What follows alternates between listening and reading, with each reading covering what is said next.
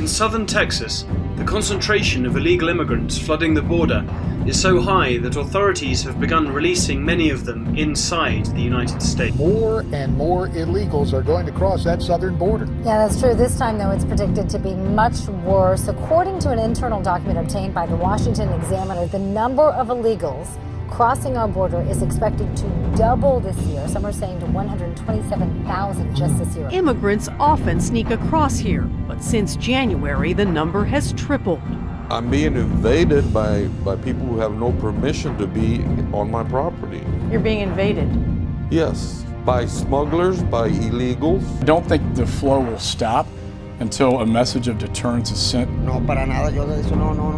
This area is being flooded by immigrants because they know they will get into the U.S. Illegal crossings are always higher in summer, but this year we are expecting the highest numbers ever. Border Patrol agents in the Rio Grande sector tell us apprehensions have risen from 2,800 in January to 7,500 in March. Handle a surge of illegal immigrants. Massive influx of illegal immigrants overwhelms the authorities in southern Texas. Residents, as well as the rest of the country, will be looking to Washington to come up with improved immigration policies. And I know just the guy to do it. Donald Trump. Donald Trump. Donald Trump. Donald Trump. We have to stop illegal immigration. We have to. We have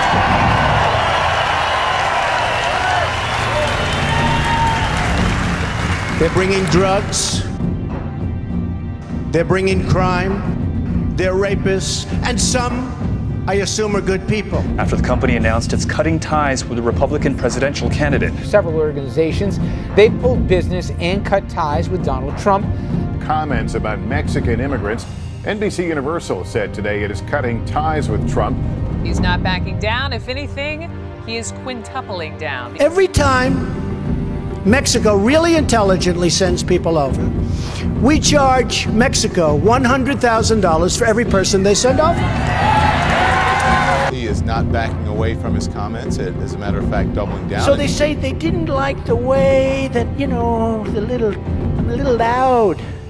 I'm a little too strong, but they don't like it.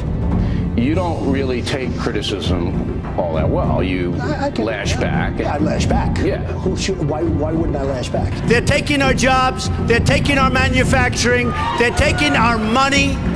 They're taking everything, and they're killing us on the border. How much has this cost you? I mean, a lot. Oh, it cost me a lot. Can you put a dollar figure on the loss of? It's a lot of money, but fortunately, I'm very rich. It doesn't matter to me. It doesn't matter. No. What matters to me is making America great again. Nothing stopped this man. Will there ever be a reckoning? After weeks of rampaging over his rivals verbally, Donald Trump is now doing it numerically. He's a tight number 2 in Iowa, a clear front-runner in New Hampshire, and now tops the field nationally. Nothing he says seems as important as what he says with sheer downtown attitude. He sticks it to the political insiders, they gulp, and the country giggles. It's as if people have been waiting a long time for nothing as much as a guy with a lance to run it through these bloated statements of the status quo, while all we do is listen and enjoy the sound of the air blowing out of them. I will be the greatest jobs president that God ever created. I'll bring back our jobs from China, from Mexico, from Japan, from so many places.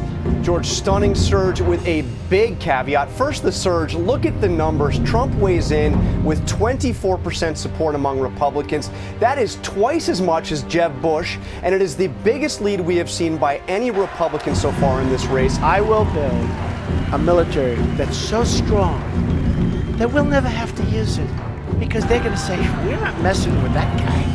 The greatest social program is a job.